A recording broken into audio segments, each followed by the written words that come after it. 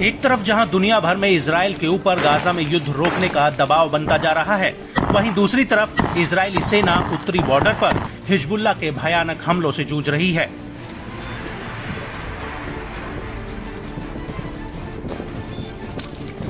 युद्ध की शुरुआत से लेकर अब तक हिजबुल्लाह ने पिछले 200 दिनों में इजराइल पर किए गए हमलों का एक आंकड़ा जारी किया है, जो अपने आप में बेहद ही डरावना है। और हिजबुल्लाह के इस दावे से ये बात सामने निकल कर आती है कि इजराइल को गाजा में हमास के खिलाफ युद्ध लड़ना आर्थिक रूप से कितना महंगा पड़ रहा है।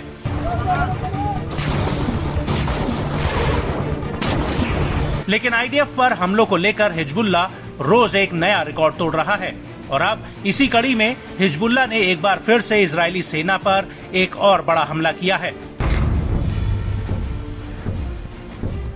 हिजबुल्लाह का कहना है कि उसने 25 अप्रैल 2024 को इजरायली सेना पर अल-धायरा मिलिट्री साइट पर दोपहर के करीब 3:20 पर इजरायली सैनिकों के एक जमावड़े पर बड़ा हमला किया।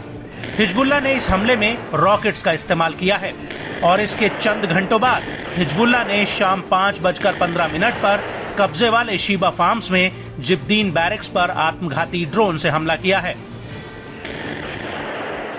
इसके अलावा आईडीएफ के इयन मर्गेलियट आर्टिलरी हेडक्वार्टर पर भी हिजबुल्लाह ने ड्रोन से हमला किया है।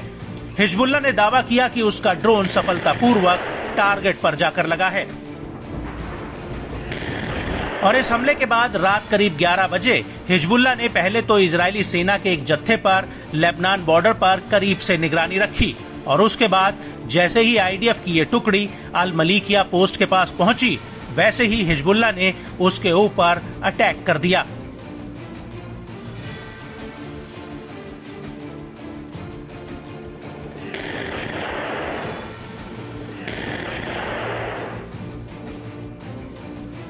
आपको बता दें कि इससे पहले भी हिजबुल्लाह ने कब्जे वाले लेबनान के कफार चौबा हिल्स में रुइशत अल अलाम साइट पर इजरायली सैनिकों पर पहले से निगरानी रखी थी और उसके बाद उन पर हमला कर दिया था। इस हमले में हिजबुल्लाह ने गाइडेड मिसाइल, गोला बारूद और रॉकेट्स का इस्तेमाल किया था। हिजबुल्लाह का कहना है कि इस हमले की वजह से इजरायली सेना को स्मोक स्क्रीन यानी धुंध का माहौल बनाना पड़ा ताकि वो अपने सैनिकों को रेस्क्यू कर पाए।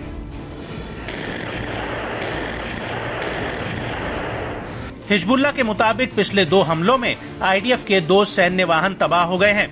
वहीं लेबनानी मीडिया अल मयादीन की एक रिपोर्ट के मुताबिक रुइशत अल अलाम साइट के पास हिजबुल्लाह के हमले में आईडीएफ की गोलानी डिवीजन की 12वीं ब्रिगेड का एक ट्रक इस हमले में नष्ट हो गया था।